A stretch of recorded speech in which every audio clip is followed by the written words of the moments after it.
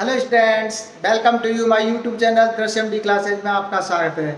प्रिय छात्रों, आज मैं लेकर आया हूं आपके लिए class 12th chemistry chapter 1 solution यानी कि विलयन।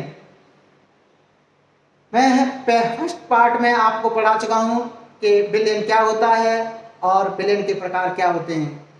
सेकंड पार्ट में मैं पढ़ा रहा हूं विलयन की सांद्रता यानी कंसंट्रेशन ऑफ सॉल्यूशन। क्या होती है विलयन की सांद्रता? कि विलयन के एकांक आयतन में उपस्थित विलेय पदार्थ की मात्रा को विलयन की सांद्रता कहते हैं। कहने का मतलब है कि हमारे पास कोई विलयन है, उस विलयन में उपस्थित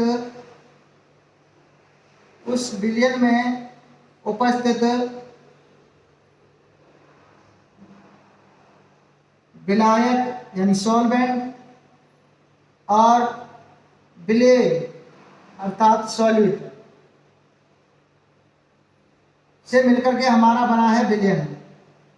अब इस विलयन की कंसंट्रेशन को देखना है, इसकी सांद्रता को देखना है, तो इस विलयन में उपस्थित जो हमारा सॉलिड अर्थात विलेय पदार्थ है, इस विलेय पदार्थ के संगठन को विलयन की सांद्रता कहेंगे।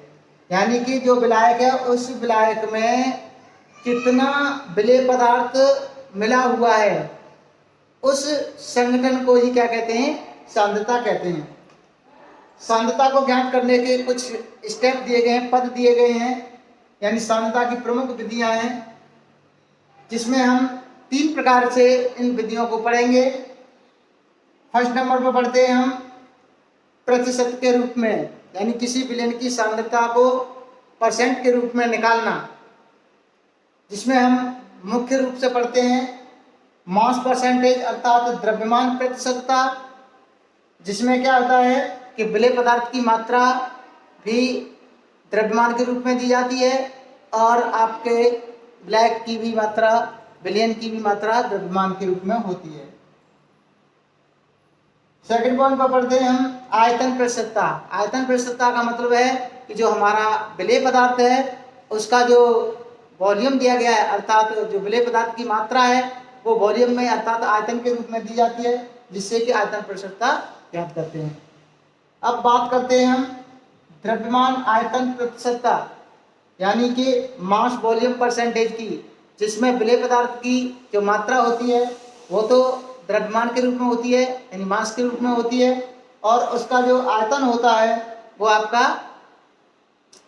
विलयन जो होता है वो आयतन के रूप में होता है। तो इस प्रकार हम 3 स्टेप पढ़ते हैं परसेंट के रूप में। सेकंड पढ़ते हैं भार अपॉन आयतन यानी कि ग्राम पर लीटर में, जिसमें हम मुख्य रूप से मोलरता यानी कि मोलरिटी, नॉर्मलिटी एंड फॉर्मलिटी अर्थात फॉर्मलता, इन तीनों को पढ़ते हैं। और इसके बाद हम पढ़ते हैं वेट बाई वेट के रूप में अर्थात भार अपॉन भार के रूप में, जिसमें हम मोललता और मोल अंश को पढ़ते हैं यानी मोलरिटी और मोल फ्रैक्शंस पढ़ते हैं।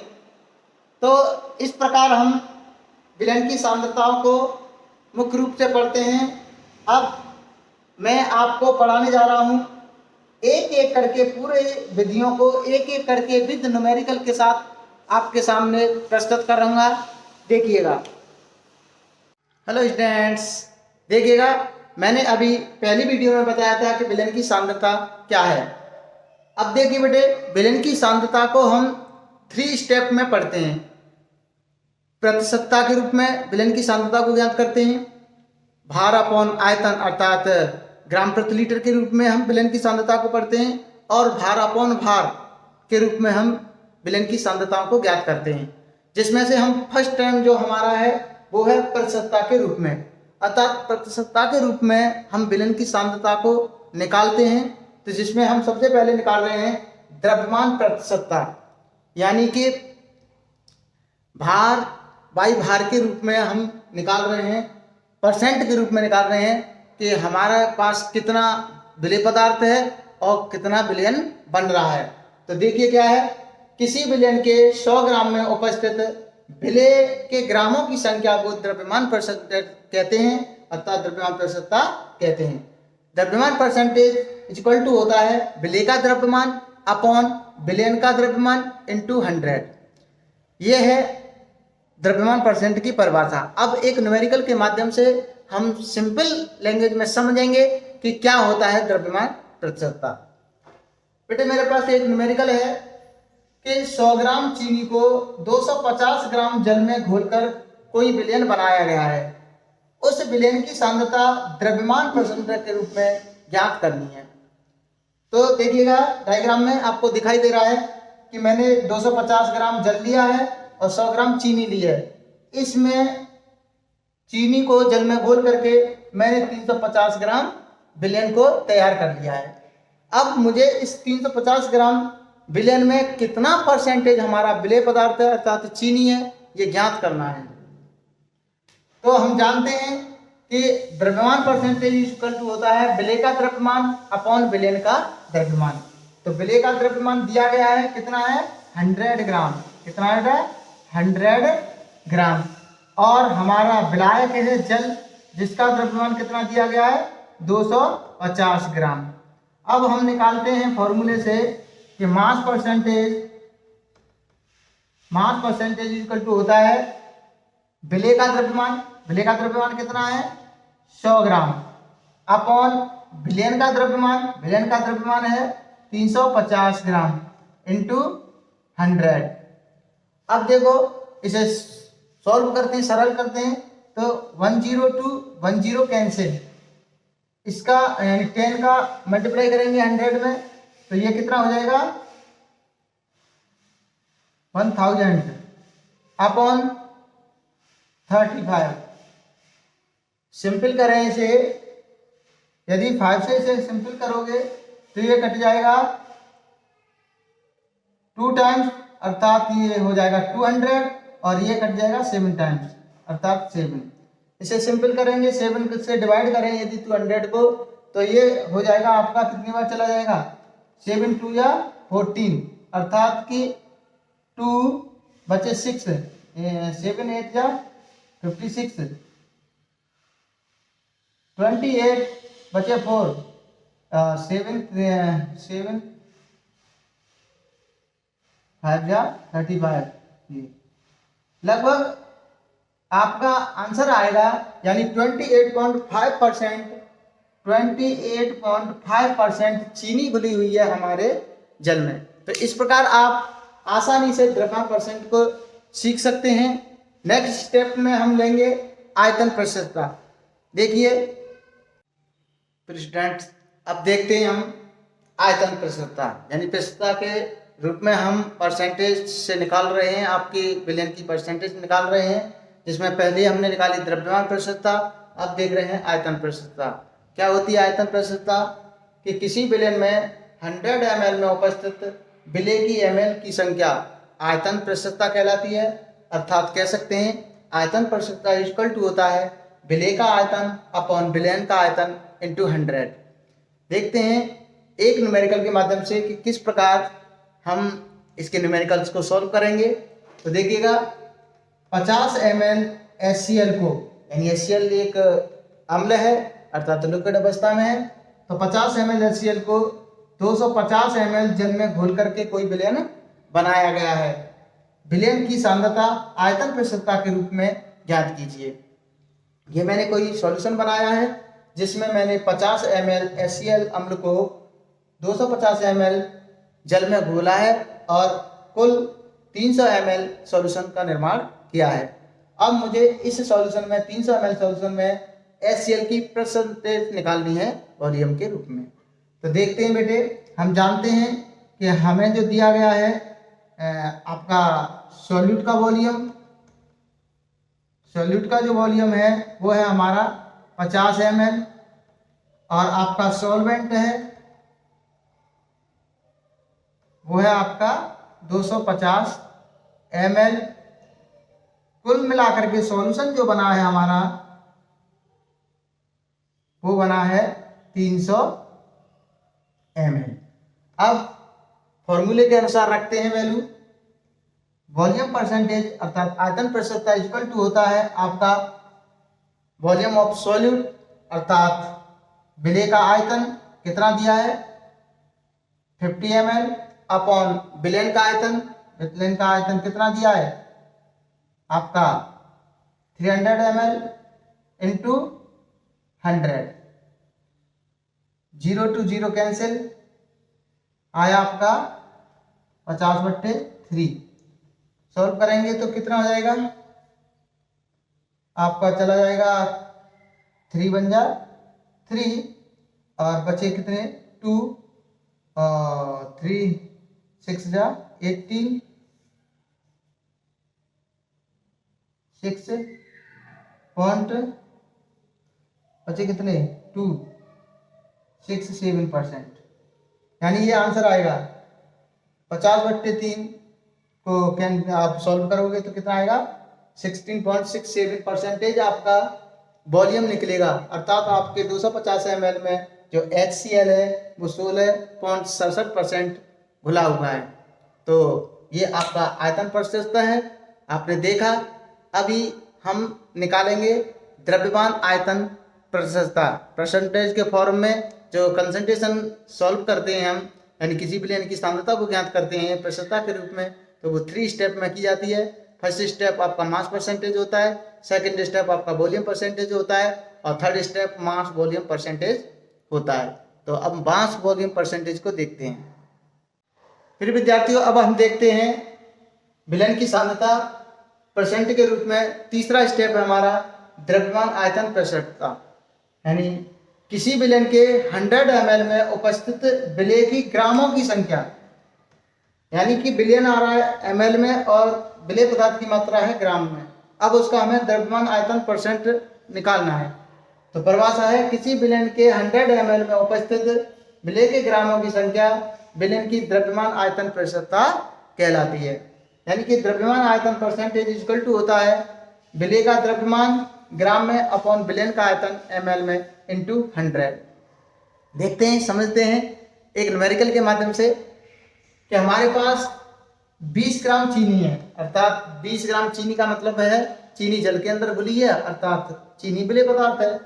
20 ग्राम चीनी को जल में घोलकर 300 ml विलेन बनाया गया है। विलेन कितना बनाया गया है 300 ml बनाया गया है। विलेन की सांद्रता द्रव्यमान आयतन परसेंट के रूप में ज्ञात कीजिए।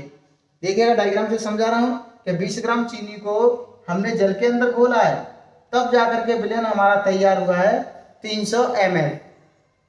तो हम जानते हैं कि जो हमारा विलेय पदार्थ है, अर्थात जो विलेय का भार है वो कितना दिया गया है 20 ग्राम। कितना दिया गया है 20 ग्राम। और आपका जो विलेन है वो कितना बना है 300 ml। वॉल्यूम आयतन परसेंटेज के हिसाब से हम देखते हैं तो वॉल्यूम आयतन परसेंटेज यानी mass volume percentage equal to होता है विलेय का द्रव्यमान। तो विलेय का द्रव्यमान कितना दिया गया है 20 ग्राम और कुल विलेन का आयतन, विलेन का आयतन कितना है 300 ml इंटू 100, 0 to 0 कैंसिल, अर्थात 20/3 क्या हो जाएगा, कितनी बार जाएगा 6 बार, 6 18 अर्थात 6 बचे कितने 2, यानी 6 2, यानी आपका जो चीनी का जल में जो विलेय यानी द्रव्यमान आयतन परसेंटेज निकलेगा वो कितना निकलेगा 6.67%। अर्थात आपकी जो चीनी है वो आपके विलेयन में कितनी घुली है 6.67% है। ये आपका रहा द्रव्यमान आयतन परसेंटेज। तो इस प्रकार मैंने आपके परसेंटेज के रूप में जो भी सांद्रता के पद थे वो कंप्लीट किए। कल हम करेंगे आपके द्रव्यमान अपॉन आयतन के रूप में जो भी पद आएंगे, जैसे कि आपकी जिसमें मोलरता आएगी, जैसे आपकी इसमें आपकी नॉर्मलता आएगी। Hello students, welcome to you my YouTube channel Drishyam D classes में आपका स्वागत है। प्रिय छात्रों, आज मैं लेकर आया हूं आपके लिए क्लास 12 केमिस्ट्री चैप्टर 1 सॉल्यूशन, जिसमें मैं पढ़ा रहा था आपको विलेन की सांद्रता। पिछली वीडियो में मैंने आपको विलेन की सांद्रता प्रतिशतता के रूप में बताई थी, जिसमें मैंने परसेंटेज के रूप में जितने भी सांद्रता ज्ञात करने के पद होते हैं वो सभी क्लियर किए थे। अब देखते हैं हम विलेन की सांद्रता। यदि किसी विलेन में विलेय पदार्थ की मात्रा अत्यंत सूक्ष्म मात्रा में होती है, अर्थात कहने का मतलब जब विलेन अत्यधिक तनु होता है, डाइल्यूट होता है, तब हम विलेन की सांद्रता के दो पद यूज करते हैं, जिसमें पहला पद होता है अंश प्रति मिलियन में, अर्थात ppm में विलेन की सांद्रता, और दूसरा पद होता है अंश प्रति बिलियन, अर्थात पार्ट पर बिलियन में, यानी कि ppm में, ppb में सांद्रता। तो बेटे देखते हैं ppm में सांद्रता क्या होती है, अर्थात अंश प्रति मिलियन का फुल फॉर्म होता है पार्ट पर मिलियन, अर्थात पार्ट पर मिलियन यानी ppm में सांद्रता। किसी विलेय पदार्थ के भागों की वह संख्या जो किसी विलेन के 10⁻6 अर्थात 10 लाख में भाग में उपस्थित पदार्थों की संख्या ppm में विलेन की सांद्रता कहलाती है, जिसका वास्तविक फॉर्मूला है ppm में सांद्रता इक्वल टू होता है विलेय का द्रव्यमान यानी mass of solid upon villain का द्रव्यमान इंटू 10⁻6 यानी 10⁻6, जिससे हम विलेय पदार्थ यानी अत्यधिक सूक्ष्म मात्रा में किसी विलेन में घुला हुआ है तो उसके पार्ट पर विलेन में सांद्रता ज्ञात करते हैं। ठीक उसी प्रकार ppb में भी सांद्रता ज्ञात करते हैं, अर्थात दोनों पद एक ही अत्यंत सूक्ष्म मात्रा के लिए उपस्थित होते हैं। जैसे ppb में सांद्रता तो विलेय का द्रव्यमान अपॉन विलेन का द्रव्यमान इंटू 10⁹ अर्थात ppb में सांद्रता। अब इस सांद्रता को ज्ञात करने के लिए हम इसके न्यूमेरिकल्स की बात करते हैं, अर्थात किस प्रकार इसका यूज किया जाता है वो देखते हैं। तो देखते रहिए हमारी। तो प्रिय विद्यार्थियों देखिएगा कि ppm में सांद्रता पर हम न्यूमेरिकल्स करते हैं, जिसमें पहला क्वेश्चन है किसी पदार्थ के 5.6 × 10⁻³ ग्राम विलेन के 1 लीटर में उपस्थित हैं और विलेन की सांद्रता ज्ञात करवा रहा है ppm में। किसमें ज्ञात कर रहा है? ppm में ज्ञात करवा रहा है, कैलकुलेट करवा रहा है। तो देखिए बेटे, हम जानते हैं कि ppm में सांद्रता पर फॉर्मूला क्या है कि ppm में सांद्रता इक्वल टू होता है मास ऑफ सॉलिड यानी कि विलेय का द्रव्यमान अपॉन विलेन का द्रव्यमान, मास ऑफ सॉल्यूशन इंटू 10⁻6। जिस प्रकार हमने द्रव्यमान परसेंटेज निकाला था वही प्रोसेस है यहाँ। वहाँ 100 का गुणा करते थे, यहाँ 10⁻6 अर्थात 10 लाख का गुणा कर देते हैं। ठीक उसी प्रकार से निकालते हैं। यहाँ गिवन क्या है? गिवन है पदार्थ की मात्रा अर्थात विलेय का भार यानी सॉल्यूट का वेट, विलेय का भार कितना दिया है 5.6 × 10⁻³ ग्राम, और विलेन का आयतन यहां पर दिया गया है बेटे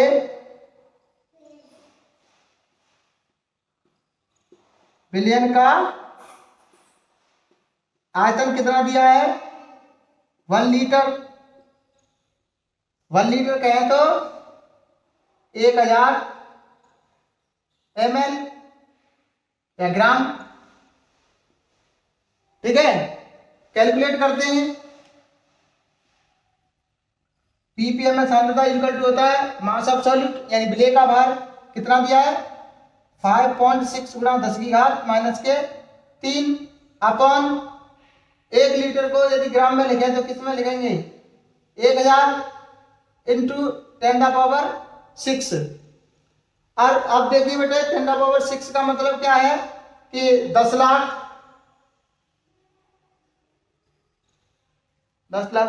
ठीक है, तो यहाँ कैंसिल करिए 3 0 से यहाँ 3 0 कैंसिल, और ये बढ़ेंगे 1000 पर कितने शून्य है 3, और ये है माइनस के 3, अर्थात ये हो जाएगा आपका 3 की 10 की पावर 3। तो ये इससे कैंसिल, क्योंकि इसका इसमें गुणा करेंगे तो ये वैल्यू कैंसिल हो जाएंगी, ये प्लस माइनस है तो कैंसिल हो जाएगा। अर्थात जो आंसर आएगा वो आपका आएगा 5.6 ppm, यानी पदार्थ की जो सांद्रता होगी वो कितनी होगी, 5.6 ppm होगी। क्योंकि यहाँ पर जो पदार्थ है बेटे ये 5.6 गुणा 10⁻³ ग्राम, ये विलेन के 1 लीटर में अत्यंत सूक्ष्म मात्रा मानी जाती है। तो इस प्रकार इसलिए न्यूमेरिकल सॉल्व होगा। ऐसे ही आप वीडियो को देखने के लिए हमारे चैनल को लाइक और सब्सक्राइब करें, जिससे कि हम आपके लिए लगभग इंटरमीडिएट के पूरे सिलेबस को कवरेज करेंगे। इसी प्रकार धीरे धीरे और समझाते हुए पॉइंट बाय पॉइंट, आपकी जो भी कहीं पर भी बात समझ में नहीं आ रही है या किसी प्रकार का डाउट है तो आप कमेंट बॉक्स में लिखिएगा, आपको 101% उसका सॉल्यूशन मिलेगा। धन्यवाद। Hello students, welcome to you my YouTube channel Drishyam D classes में आपका हार्दिक स्वागत है। प्रिय छात्रों, आज हम लेकर आए हैं आपके लिए क्लास 12 केमिस्ट्री चैप्टर 1 सॉल्यूशन में वेट बाय वेट के रूप में विलेन की सांद्रता। कहने का मतलब है जब विलेय पदार्थ तथा विलायक दोनों का द्रव्यमान में दिया गया हो तब उसकी हम सांद्रता को ज्ञात करते हैं। तो वेट बाय वेट के रूप में विलेन की सांद्रता को ज्ञात करने के 2 स्टेप हैं, 2 पद हैं। पहला है जिसे हम मोललता अर्थात मोललिटी बोलते हैं, और दूसरा है हमारा मोल अंश अर्थात मोल फ्रैक्शन। तो देखते हैं बेटे मोललता को यानी मोललिटी को देखते हैं। क्या कह रहा है मोललिटी, किसी विलायक के 1 किलोग्राम में घुले हुए विलेय के मोलों की संख्या को विलेन की मोललता कहते हैं। अर्थात कोई विलायक लिया गया है भार में और उसमें यानी 1 किलोग्राम भार लिया गया है, उसमें कोई विलेय पदार्थ को हमने घोला है। विलेय पदार्थ की मात्रा भी किस में है, ग्राम में है। अब उसके जो मोल है विलेय के, ग्राम को मोल में कन्वर्ट करेंगे, उस प्रकार उसको कैलकुलेट करेंगे, तब जाकर के हम इसको कैलकुलेट कर सकते हैं। अर्थात मोललता का जो फाइनली फॉर्मूला बनता है वो बनता है आपका विलेय के मोल अपॉन मोललता इक्वल टू होता है विलेय के मोलों की संख्या अपॉन विलायक का भार केजी में। यदि विलेय पदार्थ जो आपका विलायक है उसका भार केजी में दे करके ग्राम में दिया गया है तो हम ऊपर 1000 का गुणा कर देते हैं। इस प्रकार हम मोललता को समझ रहे हैं। तो मोललता ज्ञात करने का फॉर्मूला है m = number of moles upon solvent of mass of solvent in KG. यदि केजी में है तो कोई बात नहीं है, यदि केजी में नहीं है ग्राम में है तो ऊपर 1000 का क्या कर देते हैं, मल्टीप्लाई कर देते हैं। अब देखते हैं इस पर एक क्वेश्चन जिससे कि आसान हो जाएगा आपको मोललता समझना। तो देखते हैं प्रिय विद्यार्थियों, आपकी जो मोललता होती है, मोललिटी होती है, उस पर हमने न्यूमेरिकल्स दिया है 15 ग्राम HNO3 यानी नाइट्रिक अम्ल को 250 ग्राम जल में घोल करके कोई विलेन बनाया गया है। उस विलेन की सांद्रता को मोललता के रूप में ज्ञात करवा रहा है, यानी मोललता के रूप में हमें कैलकुलेट करनी है विलेन की सांद्रता। देखो ये एक बीकर लिया है, इसमें हमने 15 ग्राम HNO3 नाइट्रिक अम्ल डाला है और उसमें 250 ग्राम जल डाला है। कुल मिलाकर के 265 ग्राम हमने सॉल्यूशन बना लिया है। अब इस सॉल्यूशन की हमें कंसंट्रेशन को देखना है, इसकी सांद्रता को देखना है। तो देखते हैं जिसमें कम मात्रा में कौन है, HNO3 अर्थात ये सॉल्यूट है अर्थात विलेय है, और जो अधिक मात्रा में ये सॉल्वेंट है। तो विलेय अर्थात HNO3 का भार कितना दिया है, 15 ग्राम। विलायक अर्थात H2O का भार कितना दिया है, 250 ग्राम। अब हमारा जो मोललिटी है अर्थात मोललता है उसमें हम लेते हैं विलेय के मोल, लेकिन यहाँ वैल्यू किस में दी गई है, ग्राम में।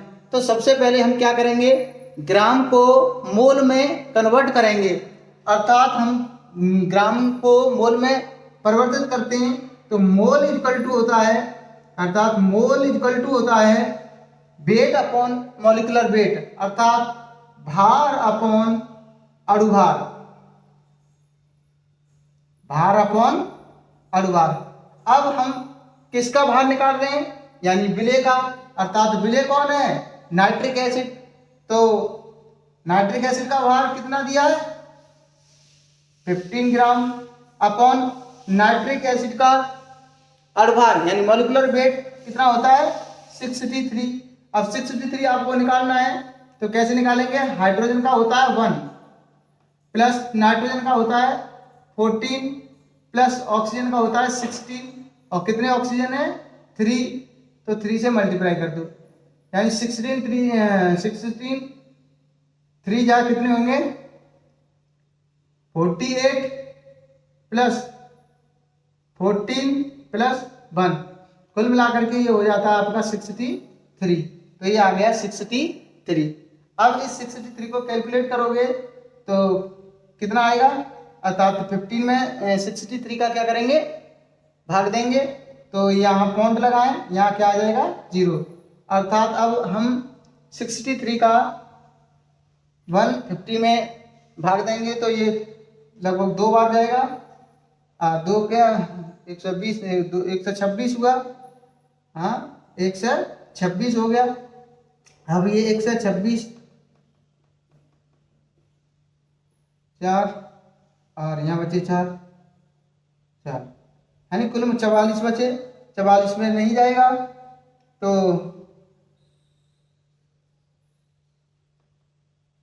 कितना हो जाएगा, 444, और 444 का मतलब है 63 इंटू 8 से करें तो 8 3 24, 5 6 2 और 8 6 48 और 2 50, ये ज़्यादा हो गया, अर्थात ये 7 टाइम दें, 7 टाइम देंगे, 7 3 21, 8 6 2 और 7 6 42 और 2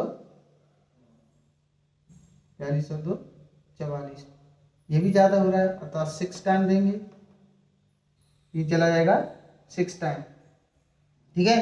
तो कुल मिलाकर के जो मोल्स आए वो कितने आ गए, 0.26 मोल, 0.26 मोल किसके, HNO3 के मोल आ गए। यहाँ पर हमने ग्राम को किस में कन्वर्ट कर लिया, मोल में कन्वर्ट कर लिया। अब देखिए मोलैलिटी, यानी जो मोलैलिटी इक्वल टू क्या होता है, मोलैलिटी इक्वल टू होता है, ये कितने आ गए आपके 0.26 मोल आए, यानी HNO3 के मोल कितने आए, 0.26। अब मोलैलिटी का फॉर्मूला यूज करिए कि विलेय के मोल अभी कितने आए थे, 0.26 अपॉन विलायक का भार केजी में, लेकिन यहाँ पर किस में दिया गया है, ग्राम में। तो ग्राम में जब वैल्यू दी जाती है तो हम ऊपर क्या कर देते हैं, 1000 का मल्टीप्लाई कर देते हैं अपॉन 250, 250 से 1000 को काट दो, 4 टाइम कट जाएगा, ठीक है। अर्थात हम कर सकते हैं 0.26 इंटू 4, और ये क्या हो जाएगा, ये आ जाएगा आपका 24 हासिल 2 और 4 दूनी 8 और 2 10, यानी 1.04 m मोलैलिटी निकलेगी इसकी। तो मैं आशा करता हूँ आपकी समझ में आया होगा ये कि किस प्रकार इसकी मोलैलिटी ये आई है। ऐसे ही हम देखते हैं second step weight by weight का, जिसका नाम है मोल अंश। हेलो स्टूडेंट्स, देखिएगा अब हम वेट बाय वेट के रूप में जो विलेन की सांद्रता ज्ञात कर रहे थे उसका सेकंड स्टेप लेते हैं, यानी दूसरा पद है मोल अंश, यानी कि मोल फ्रैक्शन। क्या होता है मोल फ्रैक्शन, किसी विलेन में उपस्थित विलेय या विलायक के मोलों की संख्या तथा विलेन के कुल मोलों की संख्या के अनुपात को, विलेय और विलायक के मोलों की संख्या और विलेन के कुल मोलों की संख्या के अनुपात को विलेय या विलायक का मोल अंश कहा जाता है। मोल अंश को बेटे यानी कि हम काई से प्रदर्शित करते हैं, एक्स टाइप होता है ये साइन, इसे व्यक्त करते हैं। अर्थात ये हमने कोई सॉल्यूशन बनाया है तो जिसमें हमारा ए विलेय है और बी विलायक है, तो हम देखते हैं कि इसके फॉर्मूले क्या है। यानी काई ए अर्थात विलेय के मूल अंश इक्वल टू होता है विलेय के मोल अपॉन विलयन के कुल मोल, और आपका काई बी अर्थात विलायक के मूल अंश इक्वल टू होगा विलायक के मोल अपॉन विलयन के कुल मोल। तो ये हमारे दोनों ही यानी दोनों ही सब्सटेंसों को लेकर के चलते हैं, जिसमें हम ये आपके द्रव्यमान के रूप में इनका भार दिया जाएगा। नोट पॉइंट में हमने लिखा है विलेय प्लस विलायक, जो हमारा विलेय पदार्थ है और जो हमारा विलायक है, इन दोनों के मोल अंश का योग हमेशा एक होता है। यदि आपको इसका परिणाम अर्थात इसका रिजल्ट क्लियर करना है आपको, तो हम इन दोनों के मोल अंशों को निकाल करके यदि उनका योग करें तो उन दोनों का योग हमेशा एक होता है। डियर स्टूडेंट्स, देखिएगा कि हम मोल फ्रैक्शंस का न्यूमेरिकल्स लिया हमने, जिसमें आपका इथाइल अल्कोहल के मोल की गणना करनी है। अर्थात हमें इथाइल ग्लाइकोल के मोल की गणना करनी है, जिसमें जो विलयन है वो 20% इथाइल ग्लाइकोल से मिलकर के बना है। कहने का मतलब है कि हमने कोई सॉल्यूशन बनाया है जिसमें हमने 20% C2H6O2 अर्थात एथिलीन ग्लाइकोल का फॉर्मूला है, इससे बनाया है 100% सॉल्यूशन।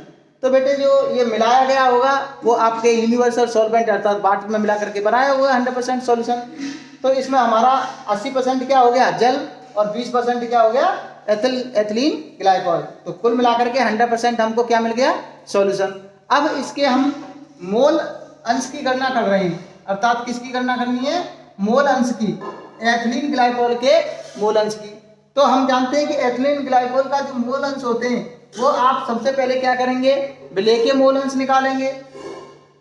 तो आप विलेय के मोल अर्थात आप C2H6O2 के मोल इक्वल टू क्या होता है आपके NC2H6O2 के mole upon NC2H6O2 plus NH2O।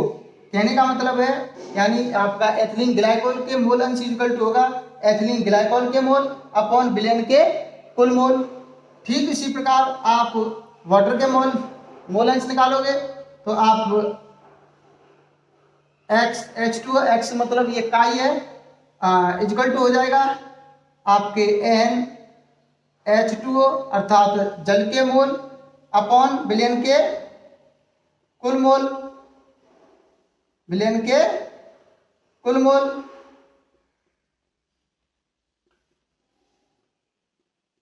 अब देखो बेटे यहां पर जो एथिलीन ग्लाइकोल है वो कितना है 20% है, अर्थात जो आपका 100% जो सॉल्यूशन बना है इसका मतलब है 100 ग्राम सॉल्यूशन बना है। क्या बना है 100 ग्राम, जिसमें आपका 20 ग्राम क्या है 20 ग्राम एथिलीन ग्लाइकोल है और 80 ग्राम जल है।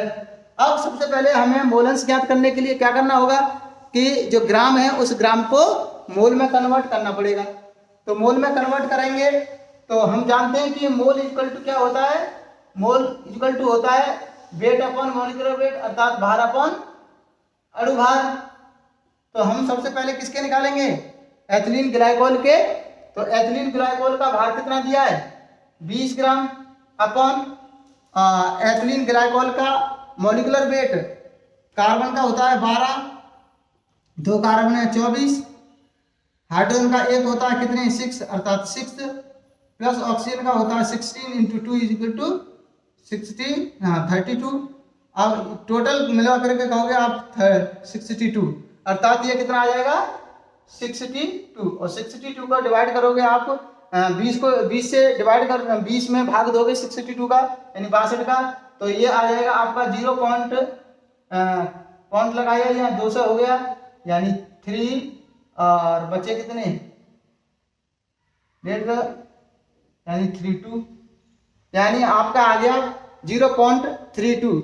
ये 0.32 जो मोल आए हैं ये किसके हैं बेटे, ये आपके विलेय पार्ट अर्थात एथिलीन ग्लाइकोल के। ठीक इसी प्रकार हम वाटर के मॉलिक्यूल्स निकालेंगे क्योंकि इसमें दोनों के मोल अंशों का योग देखा जाता है।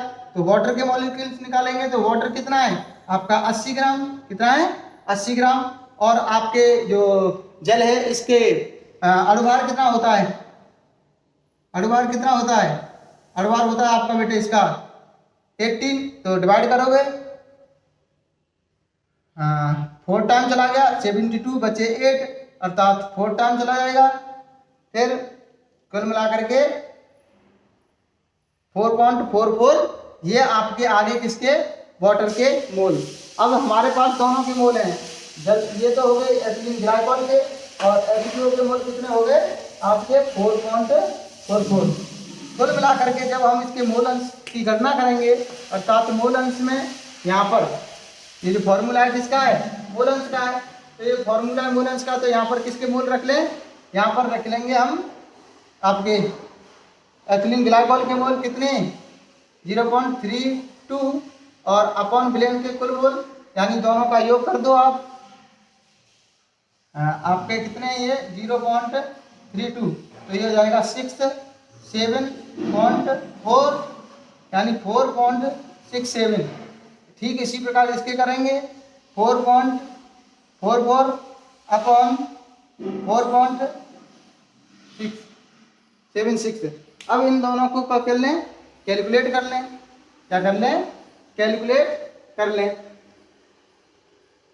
तो कैलकुलेट करेंगे तो क्या करेंगे, यानी कौन से कौन हटा दो।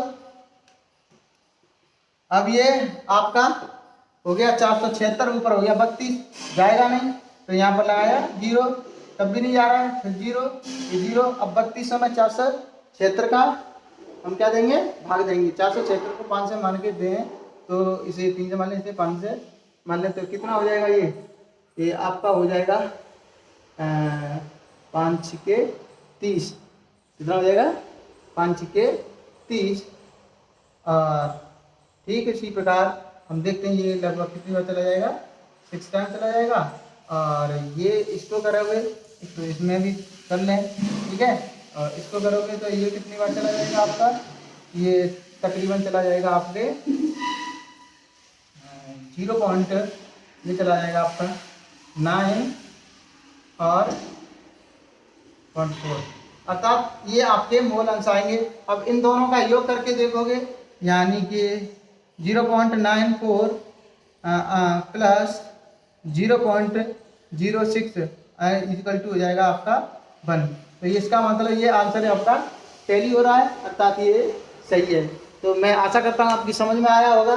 सबसे पहले हम क्या करते हैं, ग्राम को मोल में कन्वर्ट किया था, दोनों के आपने मूल अंश निकाले, दोनों के मूल अंशों का योग यदि एक आ रहा है तो सही आंसर। तो मैं आशा करता हूँ आपकी समझ में आया होगा। Thank you. हेलो स्टूडेंट्स, देखिएगा आज हम लेकर आए हैं आपके लिए भार अपॉन आयतन, अर्थात वेट अपॉन वॉल्यूम के रूप में हम विलयन की सांद्रता को प्रस्तुत कर रहे हैं, जिसका पहला स्टेप है मोलरिटी, अर्थात मोलरता। क्या होती है मोलरता, कि जो हमारा 1 लीटर विलयन होता है, अर्थात जो वॉल्यूम होता है 1 लीटर में लिया जाता है, यानी 1 लीटर विलयन में उपस्थित विलेय पदार्थ के मोलों की संख्या को हम क्या कहते हैं, मोलरता कहते हैं।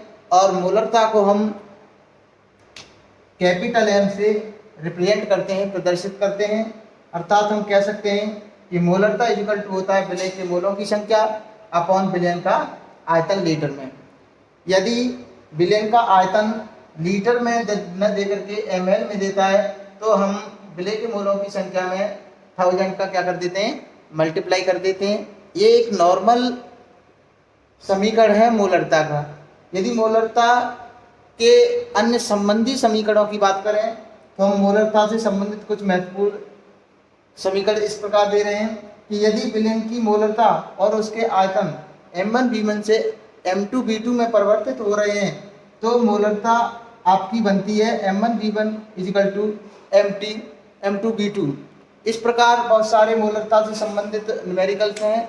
देखिएगा नेक्स्ट मोलरता संबंधी समीकरण में हम सेकंड समीकरण पढ़ते हैं कि यदि संतुलित रासायनिक समीकरण दिया गया है, यदि एक अभिकारक के N1 मोल दूसरे अभिकारक के N2 मोल से क्रिया करते हैं तब हमारी मोलरता जो इक्वेशंस बनती है वो समीकरण बनता है M1V1 upon N1 equal to M2V2 upon N2, अर्थात M1 मोलरता है, V1 उसका आयतन है और N1 उसके विलय बन के क्या है, मोल्स।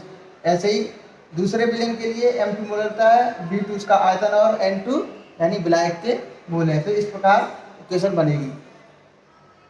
नेक्स्ट देख सकते हैं, यदि समान विलय के दो विलयनों को मिश्रित किया जाए, यानी विलय तो समान है लेकिन उनके दो विलयन हैं, उनको मिश्रित किया जाए तो जो परिणामी मोलरता निकलेगी वो M इक्वल टू होगा M1 V1 plus M2 V2 upon V1 plus V2। आयतन क्या हो जाएंगे, दोनों के जुड़ जाएंगे। नेक्स्ट है, यदि M1 मोलरता के V1 मिलीलीटर से, अर्थात M1 यानी फर्स्ट जो मोलरता है इसके पहले आयतन से M2 मोलरता का विलयन प्राप्त करने के लिए जो प्रयुक्त जल का आयतन होगा वो V2 माइनस के V1 इक्वल टू हो जाता है M1 माइनस के M2 अपॉन M2 और इनटू V1। तो यहाँ से हम आसानी से न्यूमेरिकल्स को सॉल्व कर सकते हैं। अब बात करते हैं कि मोलरता का नॉर्मलता से क्या संबंध है। देखिए, मोलरता का नॉर्मलता में संबंध है कि नॉर्मलता इक्वल टू होता है मोलरता इनटू n फैक्टर, यानी कि n equal to m into n। n क्या है, नॉर्मलता है, m क्या है, मोलरता है, n क्या है, ये अम्ल की क्षारकता है और क्षार की अम्लता है। जैसे कि हमारे पास HCl अम्ल है, तो HCl अम्ल में यदि HCl अम्ल को जल में बोलते हैं तो यहाँ से जो हाइड्रोजन आयंस निकलते हैं यानी H आयंस निकलते हैं वो कितने निकलते हैं, 1, अर्थात यहाँ इसकी अम्ल की क्षारकता कितनी है, 1। ऐसे ही यदि आप NaOH लेते हो तो NaOH को जल में डाले हुए तो OH आयंस यहाँ से निकलेंगे कितने, 1, अर्थात ये क्षार की अम्लता है। तो ये M क्या है, नंबर ऑफ फैक्टर्स है, अर्थात अम्ल की क्षारकता और क्षार की अम्लता को रिप्रेजेंट करते हैं। तो ये आपके संबंध है। अब हम नॉर्मलता पर निकालते हैं न्यूमेरिकल्स।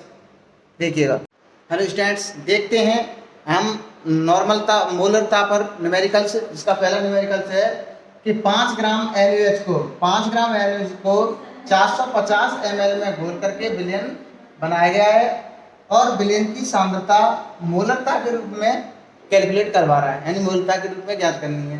तो आप जानते हैं कि मोलरता इक्वल टू क्या होता है, विलय के मोलों की संख्या यानी n अपॉन विलयन का आयतन इन लीटर में।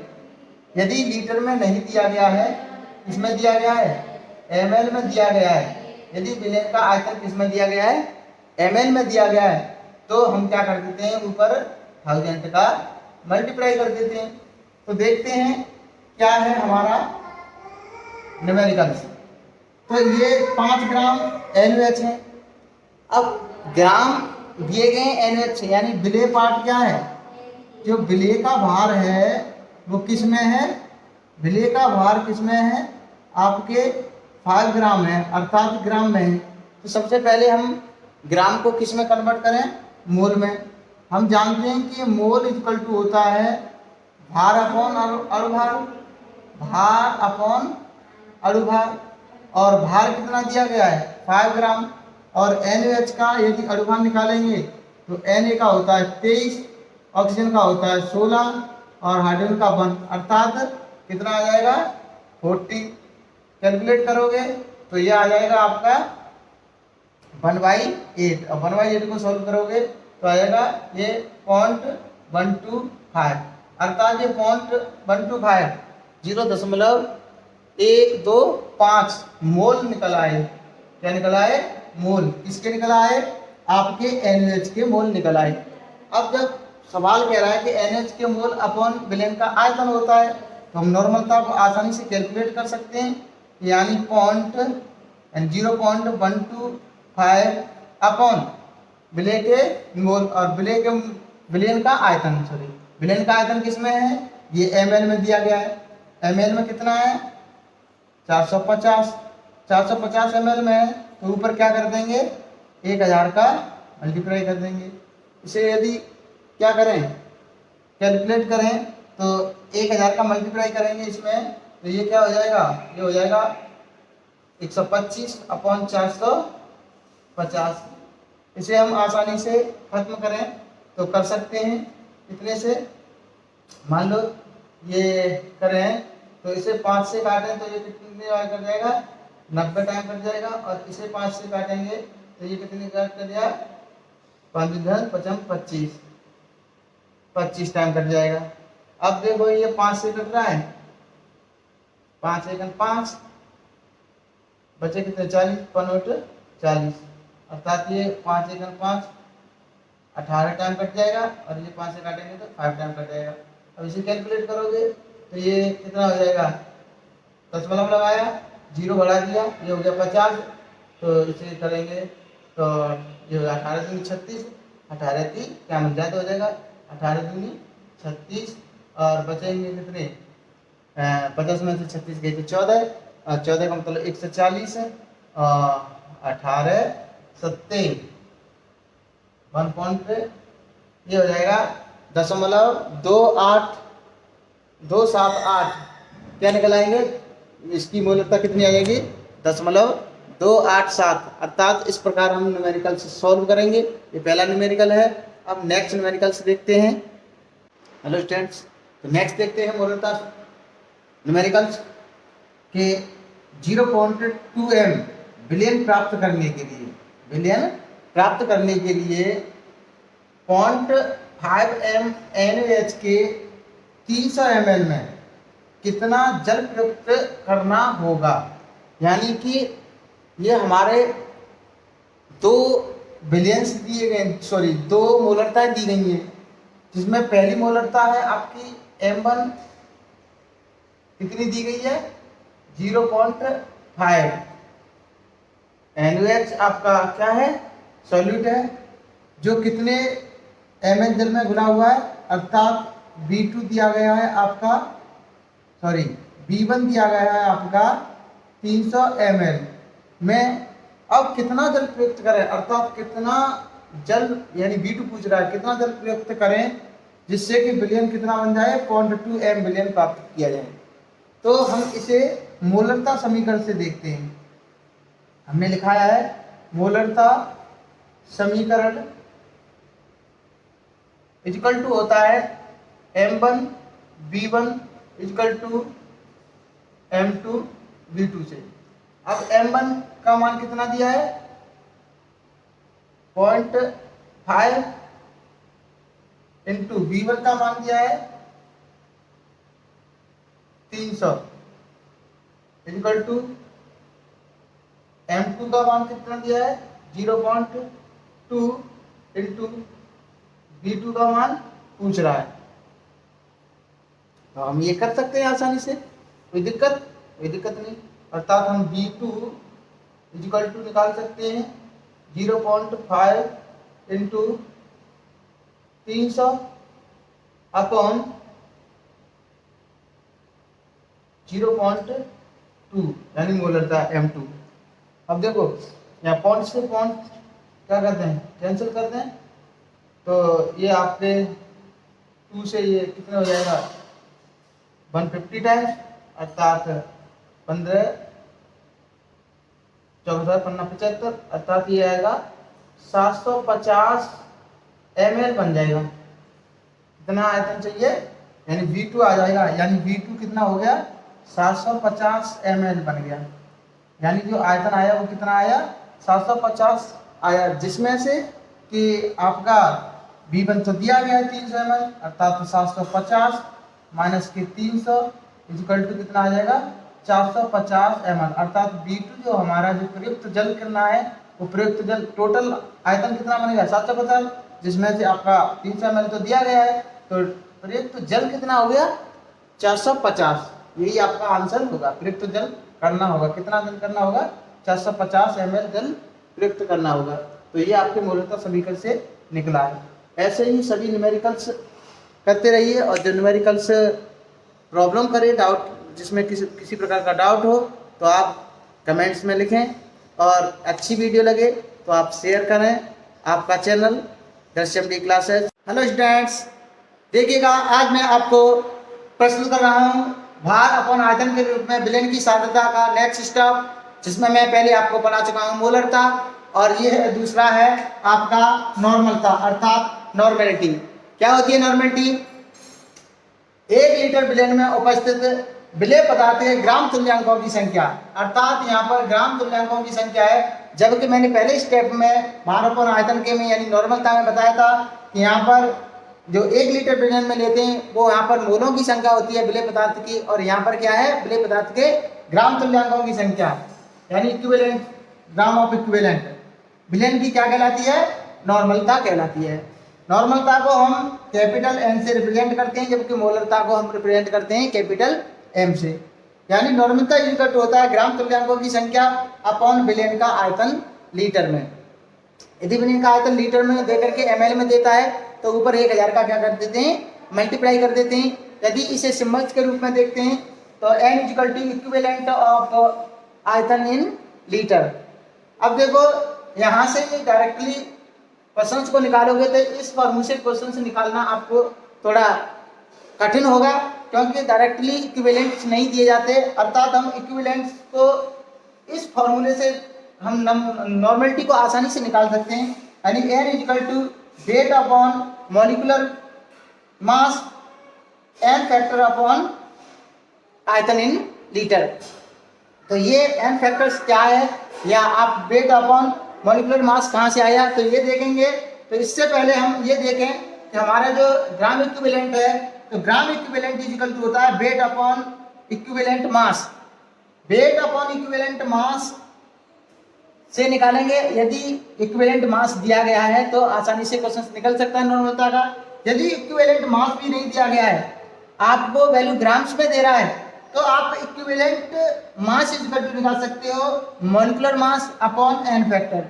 पदार्थ का मॉलिक्यूलर मास लेंगे और पदार्थ के molecular mass upon N factor. अब एन फैक्टर्स क्या है, अब जो आपको सॉल्यूट के रूप में, कोई भी आपको विलय पदार्थ के रूप में पदार्थ दिया गया है, उस पदार्थ में उपस्थित अम्ल या क्षार, यदि अम्ल और क्षार दिए गए तो अम्ल की तो क्षारकता देखते हैं और क्षार की अम्लता को देखते हैं। जैसे कि HCl की बात करेंगे तो इसमें एक हाइड्रोजन आयन है, अर्थात इसकी क्षारकता कितनी है, 1 है, और आपका H2SO4 है तो इसमें H आयंस कितने हैं, 2 है, अर्थात इसकी कितनी है, 2 है। ऐसे ही यदि आप NaOH की बात करोगे तो NaOH में OH आयंस कितने, 1, अर्थात इसकी इस क्षार की अम्लता कितनी है, 1 है। इस प्रकार हम आसानी से नॉर्मलता के क्वेश्चंस को सॉल्व करते हैं। आगे देखते हैं कि किस प्रकार इसका न्यूमेरिकल्स किया जाएगा। तो देखिए, तो प्रिय स्टूडेंट्स देखते हैं नॉर्मलिटी पे हम न्यूमेरिकल्स देखते हैं। फर्स्ट न्यूमेरिकल है कि 10 ग्राम सोडियम कार्बोनेट को 100 ml H2SO4 में घोल करके विलयन बनाया गया है। विलयन की कंसंट्रेशन को हम नॉर्मलता के रूप में कैलकुलेट करवा रहा है। हमें पता है क्या दिया गया है, विलय अर्थात Na2CO3 यानी आपका सोडियम कार्बोनेट दिया है। विलय का भार कितना दिया है, 10.6 ग्राम, और विलयन का आयतन दिया है 100 ml। तो हम नॉर्मलता जब भी पूछ रहे हैं तो नॉर्मलता का फॉर्मूला क्या होता है, यानी weight upon molecular mass into N factor upon आयतन इन लीटर। लेकिन लीटर में नहीं दिया है तो हम क्या कर देंगे, 1000 का मल्टीप्लाई कर देंगे। तो हम निकाल सकते हैं आसानी से इस फॉर्मूले से नॉर्मलिटी को। n इक्वल टू वेट कितना दिया है, 10.6 ग्राम इंटू एन फैक्टर अर्थात जो आपका विलयन दिया गया है किसमें, H2SO4 में। तो हमारे H2SO4 क्या है, एक एसिड है, अर्थात इस एसिड की बेसिसिटी देखेंगे आप, इसकी क्षारकता देखेंगे तो वो कितनी रहेगी, 2। अब इनटू वॉल्यूम किसमें दिया बेटे, ml में, 100 ml है वॉल्यूम। जब ml में है तो ऊपर किसका कर देंगे, मल्टीप्लाई कर देंगे 1000 का, और नीचे क्या दिया, मोलर मास। मोलर मास किसका, सॉल्यूट का मोलर मास। सॉल्यूट का मोलर मास है Na2CO3 का मोलर मास निकालेंगे तो Na का हो गया आपका 23 into 2 equal to 46, plus carbon का 12 प्लस ऑक्सीजन का 16 इंटू 3 इक्वल टू 48 और 46, ये हो गया आपका 96 और प्लस 10 इक्वल टू हो गया आपका 106, ये आया। अब इसे कैलकुलेट करेंगे, 100 से आप 1000 को 10 टाइम्स काट देंगे। अब 10 का मल्टीप्लाई इसमें कर देंगे तो यहाँ से क्या हो जाएगा, पॉइंट हट जाएगा, क्या जाएगा, पॉइंट, ये हो जाएगा 106 इंटू 2 अपॉन 106, ये आसानी से कट जाएगा, अर्थात आपकी नॉर्मलिटी कितनी आ जाएगी 2, अर्थात आंसर आ जाएगा आपका 2n। तो इस प्रकार आप नॉर्मलिटी के न्यूमेरिकल्स निकाल सकते हैं। बाकी मैंने नॉर्मलिटी के सभी फॉर्मों को खोल के रखा गया है कि नॉर्मलिटी इक्वल टू क्या होता है, ग्राम तुल्यांकों की संख्या अपॉन बिलियन का आयतन इन लीटर में। ग्राम तुल्यांक इक्वल टू, ग्राम तुल्यांक की बात करें तो ग्राम तुल्यांक बड़ा होता है wait upon molecular equivalent mass, यानी तुल्यांक की भार, और तुल्यांक की भार बराबर निकालते हैं तो निकलता है वेट अपॉन एन फैक्टर। तो वो हमने डायरेक्टली फॉर्मूला लगाया था जिससे हमने नॉर्मलता को आसानी से कैलकुलेट कर दिया गया है। तो ऐसे ही वीडियो देखने के लिए हमारे चैनल को सब्सक्राइब, लाइक और शेयर करें। धन्यवाद।